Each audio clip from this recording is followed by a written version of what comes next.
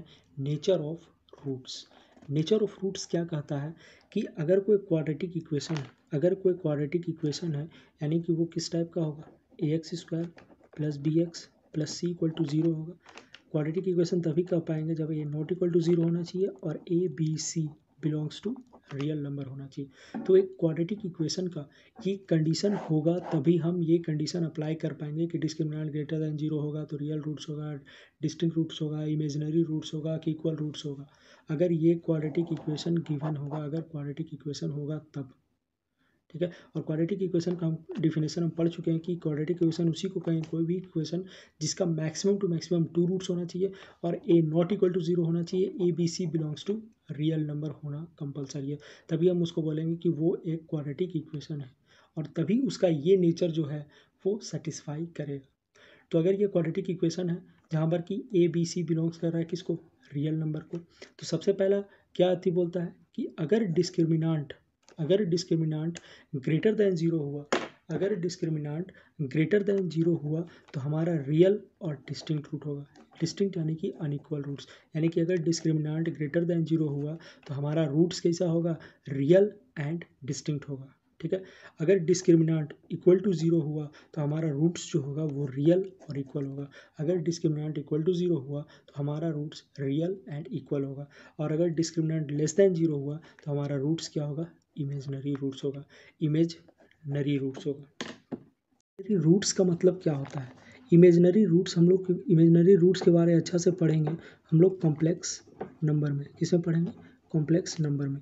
Complex number में होता है कि √-1 की जो वैल्यू होता है वो हमेशा आयोटा होता है और जैसे ही आयोटा का एंट्री हुआ मतलब रूट्स क्या हो जाएगा, हमेशा इमेजनरी होगा। जैसे आयोटा का एंट्री हुआ रूट्स क्या हो जाएगा, रूट्स इमेजनरी हो जाएगा। रूट्स कैसा हो जाएगा, इमेजनरी हो जाएगा। जैसे कि मान लेते हैं कि रूट्स आया 2 ± √-3, तो इसको जब हम सॉल्व करेंगे तो 2 ± √3 √-1 और √-1 का वैल्यू हमको पता है क्या होता है, आयोटा। तो रूट्स क्या आया, इमेजनरी आया। ये जो रूट्स आया वो कैसा आया, इमेजनरी रूट्स। इंपॉर्टेंट कंसेप्ट है, प्लीज़ उसको हर एक वर्ड को एकदम अच्छे से याद रखना है क्योंकि ये हमारा ऑप्शन छांटने में बहुत बड़ा काम करेगा। अगर मान लीजिए 4 ऑप्शन रहा, 4 ऑप्शन में 3 ऑप्शन अगर ये कंसेप्ट से अगर यूज़ हुआ ना तो ये 3 को ऑप्शन को तो ऐसे ही छाट देगा और एक ऑप्शन आप आएगा जो आंसर होगा वो ऑप्शन क्रिएट कर देगा। तो ये ऑप्शन रिमूविंग में बहुत यूज़फुल होने वाला है, इसलिए हर एक पॉइंट को एकदम याद रखना है अच्छे से।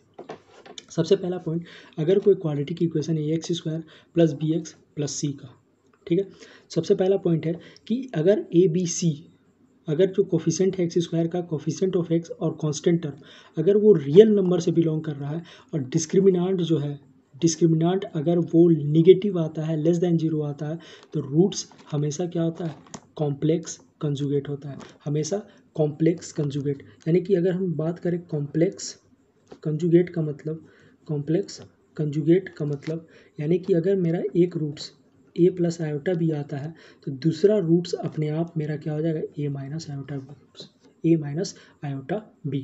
इसको इसमें कुछ बोलने का ज़रूरत ही नहीं पड़ेगा कि हमारा दूसरा रूट्स क्या होगा क्वाड्रेटिक इक्वेशन का।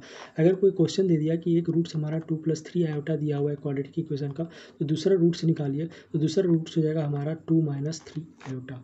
ये हमारा बोला था, हम क्या बोले थे कि अगर a b c real number को बिलोंग करेगा तभी हम ax² plus bx plus c = 0 को हम क्या बोलते हैं, क्वाड्रेटिक। लेकिन सर अब तो a b c belongs to अगर रेशनल नंबर है तो क्वाड्रेटिक कैसे होगा,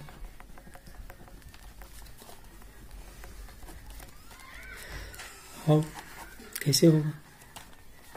हम लोग कुछ पता होना चाहिए कि जो रियल नंबर होता है ना वो सबसेट होता है इसका, कॉम्प्लेक्स नंबर का। रेशनल नंबर और इरेशनल नंबर किसका सबसेट होता है, रियल नंबर का। इंटीजर्स या आई ये किसका सबसेट होता है, रेशनल का, इरेशनल का और रियल का, रेशनल का सबसेट होता है। ये नेचुरल नंबर क्या होता है, इसका सबसेट होता है। यानी कि अगर हम रियल नंबर बोलते हैं तो क्वाड्रेटिक इक्वेशन होगा, यानी कि इसका जितना भी सबसेट होगा, आर होगा, इंटीजर होगा, नेचुरल नंबर, इरेशनल, इन सब जितना भी सबसेट होगा ना, अगर इन सब से भी एबीसी बिलोंग करेगा ना तो हम इस इक्वेशन को क्वाड्रेटिक इक्वेशन कहेंगे। यानी कि इसके जितना भी सबसेट, यानी कि इसका हर एक एलिमेंट इसमें लाई करना चाहिए। तो हम लोग इसको सबसेट बोलते हैं। इंटीजर्स का भी हर एक एलिमेंट इसमें लाई करता है, इसलिए ये भी इसका सबसेट है। नेचुरल का भी हर एक नंबर जो है वो रियल नंबर में लाई करता है, इसलिए ये भी इसका सबसेट है। और अगर कॉम्प्लेक्स नंबर रहेगा तो हम लोग इस क्वाड्रेटिक इक्वेशन को क्वाड्रेटिक नहीं कह पाए, ठीक है।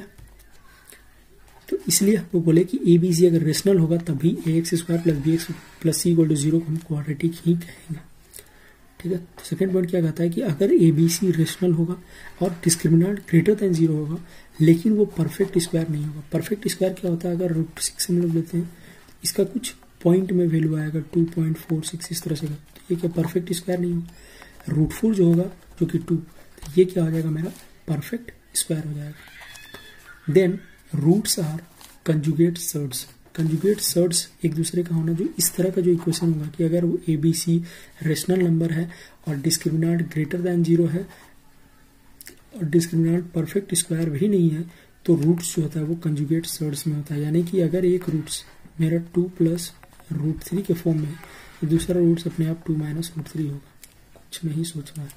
अगर एक रूट्स गिवन है कि 2 + √3 है तो उसका दूसरा रूट्स क्या हो जाएगा 2 - √3।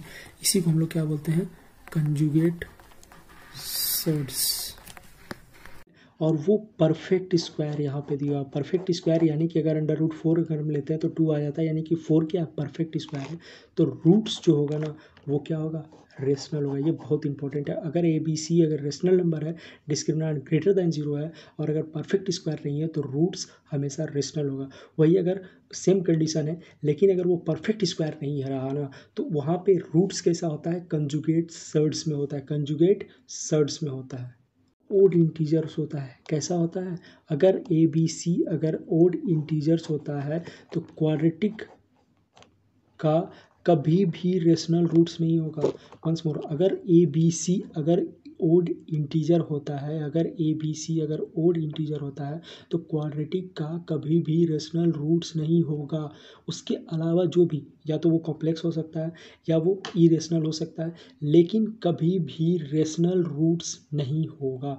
ये बहुत इंपॉर्टेंट पॉइंट है और ये 4 पॉइंट बहुत ही यूज़फुल होगा कोई भी ऑप्शन को रिमूव करने के लिए। बहुत सारा ऑप्शन होगा एनडीए में या फिर और सारे कॉम्पिटिटिव एग्जाम में, जो कि ऑप्शन इस 4 पॉइंट से बहुत सारा ऑप्शन हम लोग रिमूव कर पाएंगे। अगर बोल दिया कि हम लोग देखें कि एक इक्वेशन दे दिया, बोला उसका रूट्स निकालने के लिए 4 ऑप्शन दे दिया, अगर उस कोफिशिएंट जो है वो हम देखें कि वो रेशनल नंबर है, डिस्क्रिमिनेंट उसका देख लिए, तो हमको पता चल जाएगा कि रूट्स क्या होगा, रेशनल होगा, इरेशनल होगा, रियल होगा, कॉम्प्लेक्स होगा, और वहाँ से हम लोग क्या करेंगे, ऑप्शन को आराम से हटा सकते हैं। तो ये इसका बहुत इंपॉर्टेंट यूज़ होगा, तो प्लीज़ इसको अच्छे से पॉइंट आउट कर लीजिए। तो उसका सम ऑफ, अगर दो क्वाड्रेटिक इक्वेशन का डिस्क्रिमिनेंट का सम क्या इफेक्ट डालता है इक्वेशंस पे, प्रोडक्ट क्या इफेक्ट डालता है, डिफरेंस क्या इफेक्ट डालता है, उस चीज़ के बारे में हम लोग अभी देखने वाले। अगर D1 एंड D1 और D2 अगर दो डिस्क्रिमिनेंट है 2 क्वाड्रेटिक इक्वेशंस का, कितने क्वाड्रेटिक इक्वेशन का, 2 क्वाड्रेटिक इक्वेशन का, तो अगर सम ऑफ डिस्क्रिमिनेंट करें, अगर हम सम ऑफ डिस्क्रिमिनेंट करें तो वो क्या होगा, ग्रेटर एंड इक्वल टू 0 अगर दिया हुआ है। अगर sum of discriminant, if sum of discriminant is greater and equal to 0, तो यहाँ से हम लोग क्या कंडीशन निकाल सकते हैं, अगर दो डिस्क्रिमिनेंट का सम अगर पॉजिटिव आ रहा है, इसका मतलब मेरा डिस्क्रिमिनेंट क्या होता है, पहला तो ये सिर्फ अंडर रूट नहीं होता है, b² - 4ac होता है। अगर दो क्वाड्रेटिक इक्वेशन के डिस्क्रिमिनेंट का सम अगर पॉजिटिव आ रहा है, या तो दोनों का दोनों पॉजिटिव होगा, एक कंडीशन ये हो सकता है। दूसरा कंडीशन ये हो सकता है कि एक नेगेटिव हो, दूसरा पॉजिटिव हो, लेकिन जो पॉजिटिव वाला है वैल्यू वो ज़्यादा हो, या फिर हो सकता है कभी कि D1 ज़्यादा हो और ये पॉजिटिव हो। तीसरा केस ये हो सकता है D1 पॉजिटिव हो, D2 नेगेटिव हो, लेकिन D1 क्या हो, ज़्यादा पॉजिटिव हो, D2 के वैल्यू से D1 ज़्यादा हो। तो यानी कि हम यहाँ से कह सकते हैं कि एटलीस्ट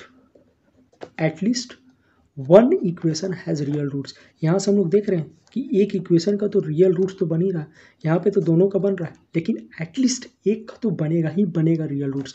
एक क्वाड्रेटिक इक्वेशन का, दो क्वाड्रेटिक इक्वेशन में से एक क्वाड्रेटिक इक्वेशन का रियल रूट्स बनेगा ही बनेगा, क्योंकि हर एक केस में हम देख लेते हैं कि हर एक केस में एक डिस्क्रिमिनेंट है, एक क्वाड्रेटिक इक्वेशन का डिस्क्रिमिनेंट है जो पॉजिटिव है, यानी कि उसका रियल रूट्स बनेगा। इसलिए हम बोल सकते हैं कि अगर सम ऑफ रूट्स कोई दो क्वाड्रेटिक इक्वेशन है, अगर उस दो क्वाड्रेटिक इक्वेशन का डिस्क्रिमिनेंट का अगर हम सम करें और अगर वो पॉजिटिव आता है तो पक्का है कि एटलीस्ट वन इक्वेशन जो होगा ना वो रियल रूट्स होगा। एक इक्वेशन का जो डिस्क्रिमिनेंट होगा वो पॉजिटिव होगा, सॉरी एक इक्वेशन का जो रूट्स होगा वो पॉजिटिव होगा, रियल रूट्स आएगा।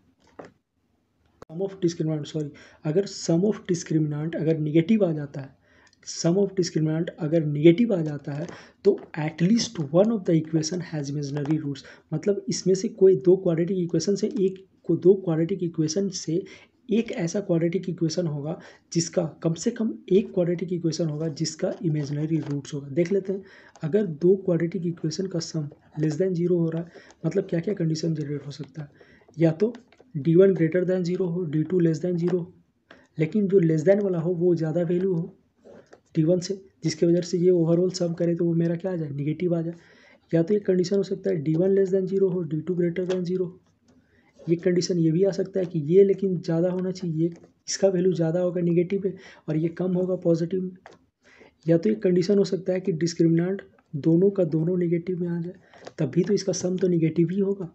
तो हम लोग यहाँ से देख रहे हैं डिस्क्रिमिनेंट यहाँ भी निगेटिव है, यहाँ भी निगेटिव है, यहाँ भी निगेटिव है, यानी कि हर एक केस में कम से कम एक क्वाड्रेटिक इक्वेशन का डिस्क्रिमिनेंट निगेटिव आ रहा है, यानी कि एक क्वाड्रेटिक इक्वेशन का कम से कम एक क्वाड्रेटिक इक्वेशन का तो इमेजिनरी रूट्स होगा ही होगा, या तो दोनों का हो सकता है, लेकिन मिनिमम एक का तो एटलीस्ट एक का तो इमेजिनरी रूट्स होगा ही होगा।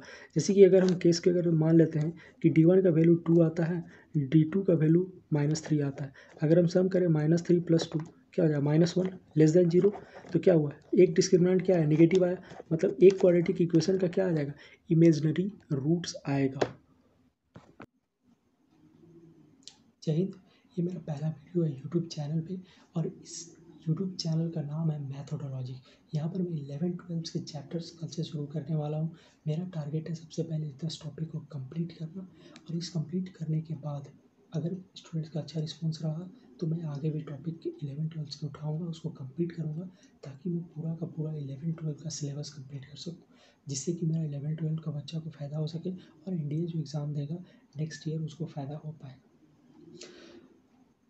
और कोई भी टॉपिक को शुरुआत करने से पहले हम लोग थ्योरी करेंगे, उसके बाद हम लोग कुछ क्वेश्चंस लास्ट वीडियो के एंड में हम कुछ क्वेश्चन प्रोवाइड करेंगे ताकि आप उस क्वेश्चंस को घर पे बनाएं, उसको आंसर करें कमेंट में, और नेक्स्ट वीडियो शुरू करने से पहले हम उस क्वेश्चंस को डिस्कस करेंगे और फिर अपना थ्योरी को आगे शुरू करेंगे। तो ये अगर आपको ये वीडियो अच्छा लगता है तो प्लीज़ इसको लाइक करें, शेयर करें, सब्सक्राइब करें। Thank you.